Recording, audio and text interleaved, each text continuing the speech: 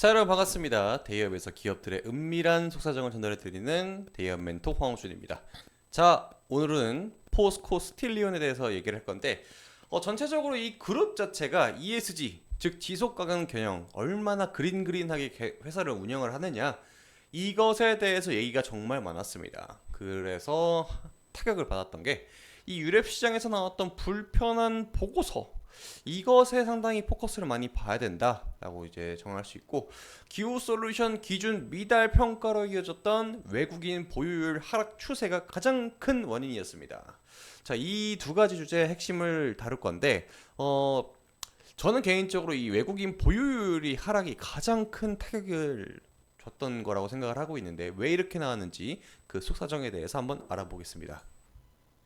자, 먼저 뭘 하는 회사인지부터 알아봐야 되는데, 자, 컬러 강판, 도금 강판이라고 해가지고 이런 게 나오는데, 우리 가끔 보다 보면 건축 자재들 중에서 컬러 강판이 사용이 되는데, 되게 예쁜 강판인데 뭔가 막 그림도 그려지고 이런 이미지들이 있어요.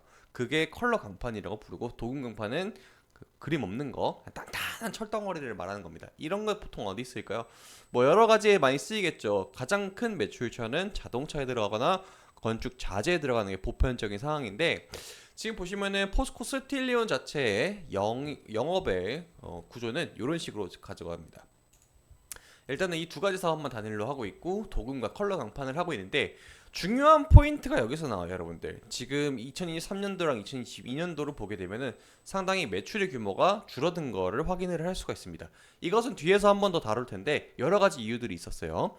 자, 내수 엄청나게 줄었습니다. 그런데 수출의 줄어든 규모보다는 훨씬 적죠. 이게 왜 그러냐면은, 일단은 코로나 특수를 완전하게 이제 받았던 게 강판 시장인데, 이게 돈이 된다는 걸 아니까 중국 시장에서 아예 내수로 돌려버렸습니다. 그래서 이 중국 시장의 캐파가 완전히 줄어들었고, 코로나 특수 기간 동안 워낙 많은 매출을 냈었는데 북미 시장의 점유율이 떨어졌어요. 이게 여러 가지 이유가 있었는데, 그건 너무 복합적인 내용이기 때문에 뒤에서 한번 더 자세히 다룰게요. 아무튼 이런 식으로 이제 매출의 구조를 갖고 가니까 본 사업 자체가 뿌리가 흔들리다 보니까 포스코 그룹 자체가 조금 흔들리는 그러한 결과를 가져왔습니다. 그리고 이제 여담이지만은 포스코 강판이 옛날 이름이었고요. 포스코 스틸리온으로 2022년도 3월경에 이제 이름이 바뀐 이력이 있습니다. 자, 봅시다. 더.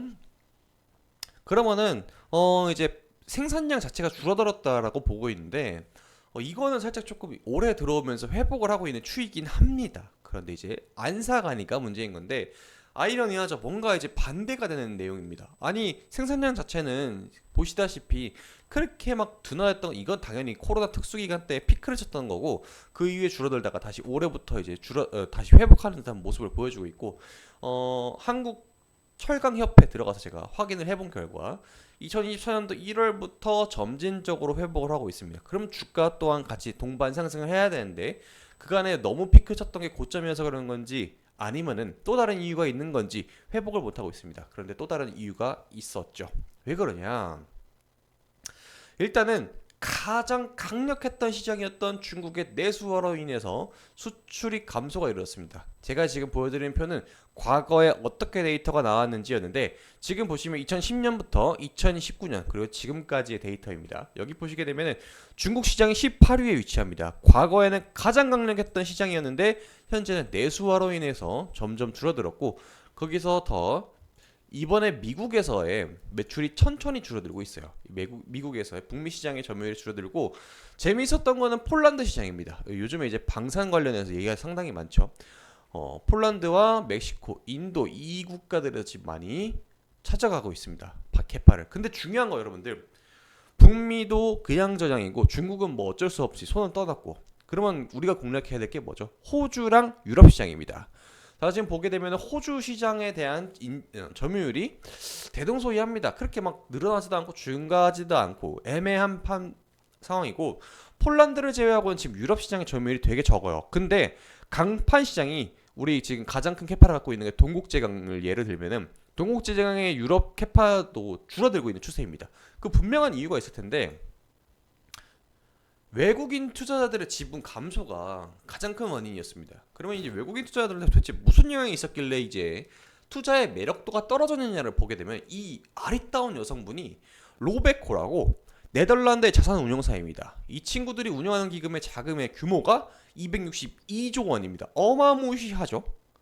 이 정도의 자산을 운용하는 회사가 유럽 시장에 끼치는 영향도 다 엄청날 텐데 여기서 이제 기후 솔루션 기준이 미달을 포스코 그룹 5개사가 전부 다 그랬다. 그래서 대상이 홀딩스, DX, 퓨처엠, 포스코 인터내셔널, 스틸리온 이렇게 5가지가 석탄 화력 발전을 통해 가지고 산업의 성장을 이루고 있기 때문에 얘네들은 ESG 지속 가능 경영에 대해서 합격점을 줄 수 없다. 그래서 우리가 지금 운용하는 펀드 내에서 투자를 배제하겠다. 이 친구들은 지속 가능 경영을 하고 있는지가 메인 포커스. 그게 아예 기준으로 잡아 있는 데이기 때문에 이런 보고서를 내니까 그 외 15곳에 지배력이 있는 유럽 기관 투자자들 또한 이 의견에 동참을 하기 시작했어요. 그러면서 이 보고서를 받아본 외국인 투자자들은 어떻게 생각을 하겠습니까? 얘네들은 앞으로 투자에 대해서 매력도가 떨어지는 기업들이다 해가지고 외국인 투자자들의 지분 감소가 가히 최하입니다. 제가 아까 방금 보았을 때 오늘이 7월 19일인데 오늘 기준으로 포스코홀딩스의 외국인 지분율이 25%였습니다. 과거 50%가 넘는 수치를 자랑했던 만큼 강력했던 수요가 외국인 층에서 나왔는데 외국인 투자자들이 매력도가 떨어진다는 리포트를 받아보고 나서 지분율이 떨어졌다는 건 뭡니까? 팔고 나갔다입니다. 그래서 이걸 다시 잡기 위해서는 포스코 그룹 내에서의 ESG 경영에 대해서 어떻게 구체적으로 변화가 되는지 이 내용이 보도가 돼야 된다는 게 상당히 중요한 쟁점으로 지금 작용을 하고 있다. 자, 그리고 여러 가지 원인들이 있어요. 이걸 제외한다고 하더라도 원자재 가격에 대해서 변동에 대해서도 당연히 신경을 써야 되고, 두 번째 컬러 강판과 내연 강판 자체의 수요도 둔화됐던 것도 한몫을 하고 있다. 그리고 그 외에 수출하니까 당연히 뭐가 신경이 쓰이겠습니까? 관세 그리고 원달러 환율에 대해서 변동도 있는데 더 중요한 게 뭡니까? 이 관세랑 원달러 환율 이 모든 것에 포커스가 맞춰져 있는 게 미국의 대선입니다. 자, 미국의 대선이 이번 연도가 끝나게 되면은 어느 정도 얼추 결과가 나올 텐데 사실상 지금 한쪽으로 기울어져 있죠. 이 내용은 나중에 추후에 한번 더 다뤄보도록 하겠습니다. 자, 그래서 이 내용을 정확하게 정리를 하자면은 기후 솔루션 기준 미달 평가로 이어졌던 외국인 보유율 하락 추세를 되돌릴 수 있는 방법은 뭡니까? 떨어져 나갔던 유럽 시장의 점유율을 끌어올린 포스코 그룹 자체 ESG 경영에 대해서 구체적인 목표를 정확하게 발표해야 됩니다. 포스코 그룹 측에서 이제 밝혀놨던 내용들을 좀 종합해 보면 2050년도까지 이것에 대해서 대응을 하겠다라고 했는데 아직까지는 구체적인 방안에 대해서 나온 내용이 없습니다. 그렇기 때문에 이거를 좀 잡아줘야만 회복이 될 것 같은데 여러분들 생각은 어떻습니까? 저는 가장 큰 주가에 영향을 끼쳤던 게 아마 이 유럽발, 네덜란드발 이 기후 협약에 대해서 포커스를 두는 것 같은데 아무래도 운용하는 자산이 262조 원에 달하는 로베코가 이제 내놨던 그 보고서가 가장 큰 영향을 끼치지 않았나. 그래서 외국인 투자자들한테 매력도가 떨어지지 않나라고 보고 있습니다. 자, 다음번 영상에서는 이런 내용에 관해서 추가적인 내용이 발견이 되면 제가 바로 다뤄드리도록 하겠습니다. 여러분 다음 영상에서 봬요. 안녕.